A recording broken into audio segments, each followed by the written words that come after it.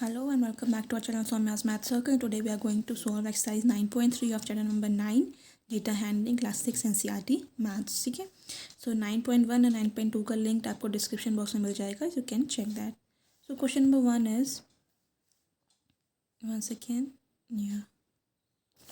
So question 1, the bar graph given alongside shows the amount of wheat purchased by government during the year 1998 to 2002. आपको यहाँ एक bar graph दिया गया है और उसमें गवर्नमेंट जो गेहूँ वीट खरीदती है और वो किस साल के बीच में 1998 और 2002 के बीच में उन्होंने जितना वीट खरीदा है उसकी इन्फॉर्मेशन दी गई है. Read the bar graph and write down your observation. आपको बार ग्राफ देखना है और आंसर लिखना है. इन विच ईयर वॉज, आपको बताना है वो ईयर का नाम लिखना है. पहला क्वेश्चन क्या है, द वीट प्रोडक्शन मैक्सिमम. तो वीट सबसे ज़्यादा किस ईयर में पैदा हुआ था. ठीक है, तो you can see this bar graph. Bar graph में क्या है, यहाँ पे ये वन चीज़ इनकम्प्लीट है. 1 unit length is equal to 5000 tons. So here wheat in 1000 ton दिया गया है, मतलब ये 5000 टन, 10,000 टन, फिर 15,000 टन, 20,000 टन. ठीक है, गैप कितने का हो रहा है, एक स्क्वायर का गैप है 10 - 5 5 का, ये भी 5 का, ये भी 5 का, ये भी 5 का. ठीक है, लाइन से नहीं लिखेंगे वरना ये एरो कुछ ज़्यादा ही ऊपर जाएगा, इसलिए यहाँ पे ये इंडेक्स हम लिखते हैं. यूनिट स्केलिंग बोलते हैं इसको, स्केल बोलते हैं. तो इसको ये बोलते हैं 1 यूनिट. तो 1 यूनिट का मतलब है 5000 टन. इस 1 यूनिट का मतलब भी ये 5 है, क्योंकि 10 के बाद सीधे हम 15 आए, 10 के बाद 16 आते तो हम यहाँ लिखते 1000 ton.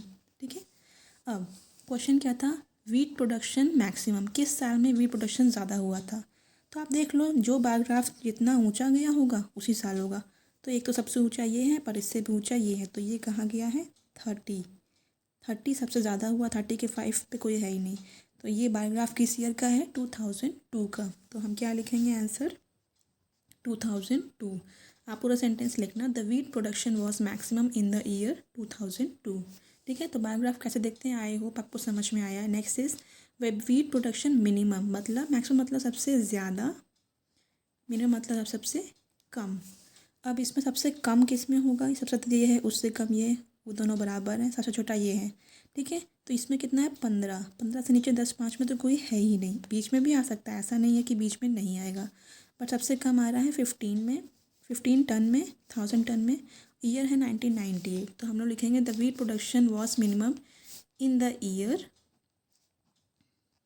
1998. And here your question is finished, right. Now comes to the next question.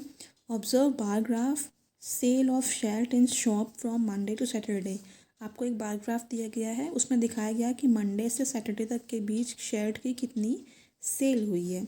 Now answer the following question. तो आपके आंसर है, बट उससे पहले हम बार ग्राफ देख लेते हैं.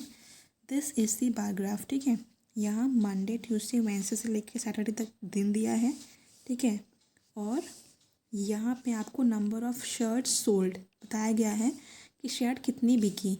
यहाँ पे बार ग्राफ रुकेगा मतलब 5, यहाँ 10, यहाँ 15, 20, 25 अप टू 70 दिया गया है. ठीक है, और यहाँ 1 unit is equal to 5 shirt, मतलब यहाँ भी 5 के बाद हम सीधे 10 पे आ रहे हैं, 5 का गैप हो रहा है, इसलिए 1 यूनिट मतलब 5 शर्ट. ठीक है, first question is what information does the bar graph give. आपको बताना है कि इस बार ग्राफ से आपको इन्फॉर्मेशन क्या मिलती है. तो अगर नॉर्मली हिंदी में बोलें तो इन्फॉर्मेशन मिलती है कि मंडे से सैटरडे तक के दिन में कितनी शर्ट सोल्ड हुई. ठीक है, तो उसको हम इंग्लिश में क्या लिखेंगे, the above bar graph shows. Answer आपको इसी में मिल जाएगा, ये जो लिखा है आंसर यहीं पे है. ठीक है, the above bar graph shows the number of shirts sold from, मतलब नंबर ऑफ शर्ट जो बेची गई हैं फ्रॉम कहाँ से कहाँ तक, फ्रॉम मंडे टू सैटरडे. और ये क्वेश्चन का आंसर आपको इसी में मिलेगा. ठीक है, next one, what is the scale chosen on horizontal line representing number of shirt. आपको बताना है कि स्केल इन्होंने क्या चूज़ किया है हॉरिजॉन्टल लाइन में. So what is this, scale आपको यहाँ लिखा हुआ है. Second, what is horizontal line. अब ये स्केल इसका नहीं है, यहाँ तो हमने वर्ड्स में दिन दिए हैं, स्केल इसका है, तो फिर भी हॉरिजॉन्टल लाइन क्या होती है, दो तरह की लाइन होती है। जो ज़मीन से पैरेलल हो, लेटी हुई हो, इसको हम बोलते हैं हॉरिजॉन्टल। जो खड़ी हुई हो उसको वर्टिकल। ठीक है, तो हॉरिजॉन्टल की स्केल क्या है, स्केल इज़ 1 यूनिट का मतलब है 5 शेड। तो हम लोग क्या लिखेंगे, 1 unit length is equal to 5 shirt. ठीक है, आगे आप सेंटेंस पूरा करना।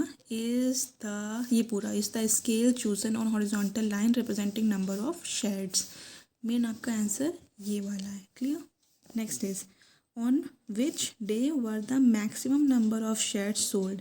किस दिन सबसे ज़्यादा शेड बेची गई थी, how many shades were sold on that day, और कितनी बेची गई थी। तो आप लोग देखो, नंबर छोटा इधर है, ज़्यादा इधर है, तो मैक्सिमम मतलब ज़्यादा, तो 70 के करीब कौन सा बार ग्राफ है।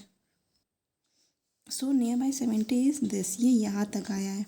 ठीक है, सो हम चेक कैसे करेंगे, इसकी लाइन परपेंडिकुलर यहाँ गिराएंगे, गिव यू सी, ये एग्जैक्ट 60 पे आएगा। मैंने इसमें बनाया है, आप लोग ये सब बार चार्ट में बनाओगे तो देखना, ये स्केल से नापोगे तो आप ये एग्जैक्ट 60 पे आएगा। ठीक है, तो मैक्सिमम आपको दिख रहा है सैटरडे, क्योंकि इसका बार ग्राफ बहुत ज़्यादा लंबा गया है। ठीक है, तो हाँ, answer is which day were the maximum number of shirt sold on Saturday.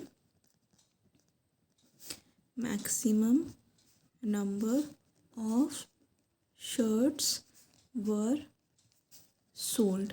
और नेक्स्ट का है how many shares were sold on that day. On that day 60 shirts were sold, मतलब उस दिन 60 शर्ट बेची गई थी। On which day were the minimum number of shirt sold, आपको बताना है किस दिन सबसे कम शर्ट बेची गई थी। सबसे कम आपको दिख रहा है ये है, लेकिन इससे भी कम ये है, तो इसका अगर नीचे आप स्केल रखोगे तो आप देखोगे सिर्फ उस दिन 10 शर्ट बेची गई है। तो आंसर इज ऑन, आपका दिन कौन सा था, Tuesday. On Tuesday minimum number of shirts were sold, और दैट इज़ आप बता भी सकते हो 10 शर्ट्स ओनली, सिर्फ 10 शर्ट ही बेची गई है। ना तो last one, how many shirts were sold on Thursday, आपको बताना थर्सडे में कितनी बेची गई। थर्सडे इज़ दिस, बारग्राफ यहाँ है, इस you put on scale here, आप स्केल से करोगे तो आपको एग्जैक्ट मिल जाएगा कि 35 shirts. So 35 shirts were sold on Thursday. So this is your answer. Now the last question of this exercise. Observe this bar graph which shows the marks obtained by Aziz in half yearly examination in different subject. यहाँ पे बताया गया है कि एक लड़का है अजीज़, उसने हाफ ईयरली में अलग अलग सब्जेक्ट में कितने मार्क्स पाए हैं। ठीक है, तो यहाँ पे देखो, यहाँ पे मार्क्स लिखा है, उसको जितने मिले हैं 10, 20, 30, 40, 50, 10 का गैप है, इसीलिए 1 यूनिट मतलब 10 मार्क्स। अगर 10 के बाद 11, 12, 13, 14 लिखते तो हम यहाँ लिखते 1 unit is equal to 1 mark, लेकिन यहाँ गैपिंग 10 की है तो हमने 10 मार्क्स लिखे हैं। यहाँ पे है subject Hindi, English, math, science और सोशल साइंस, उसमें जहाँ तक भी बायोग्राफ किया, मतलब यहाँ तक गया तो उसको 80 मिले हैं, यहाँ तक गया तो उसको 60 मार्क्स मिले हैं, and so on.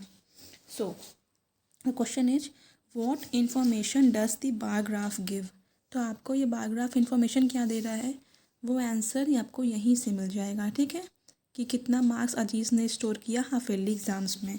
So what information does the bar graph give, हम लोग क्या लिखेंगे, the bar graph shows the marks scored by Aziz. ठीक है, इन डिफरेंट सब्जेक्ट्स, और आगे ऐड भी कर देंगे इन किस में, हाफ ईयरली एग्ज़ाम्स में। ठीक है, हाफ ईयरली एग्ज़ाम में अलग अलग सब्जेक्ट में अजीज़ को कितने मार्क्स मिले, ये पैराग्राफ हमें वही बता रहा है। Next, name the subject in which Aziz scored maximum marks, मतलब मैक्सिमम मतलब सबसे ज़्यादा मार्क्स किस में मिले हैं इसको, सबसे ज़्यादा ऊंचाई किसमें गया है, इसमें 80 मार्क्स। तो सब्जेक्ट क्या है, हिंदी, तो हम लिखेंगे in Hindi Aziz scored maximum marks, that is हम बता भी देंगे कितने 80 मार्क्स मिले हैं उसको, right. Name subject in which he scored minimum marks, सबसे कम किस में मिले हैं। और सबसे छोटा बार ग्राफ देखो जो 10, 20, 30 के आसपास हो, तो ये छोटा है, ये आ गया 40, मतलब सोशल साइंस में उसको कितने मिले हैं 40 मार्क्स, ठीक है। तो हम लिखेंगे अजीज स्कोर्ड मिनिमम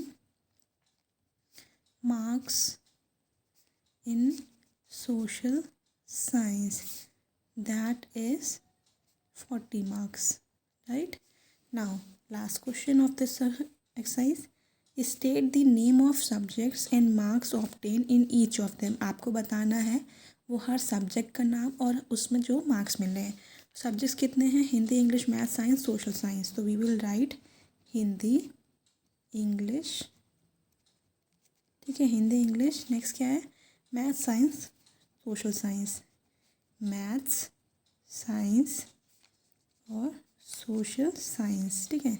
तो हिंदी में मिले हैं 80, इंग्लिश में मिले हैं 60, तो 80, 60, ठीक है, 80, 60। अब मैथ साइंस की बात करें, मैथ्स आया यहाँ पे, ये नापेंगे यहाँ, ये 70 आ रहा है, तो मैथ्स को लिखेंगे हम लोग 70। अब साइंस है सोशल साइंस, साइंस ये है, बायोग्राफ यहाँ है, तो ये लाइन कहाँ जा रही है 50 पे, ठीक है।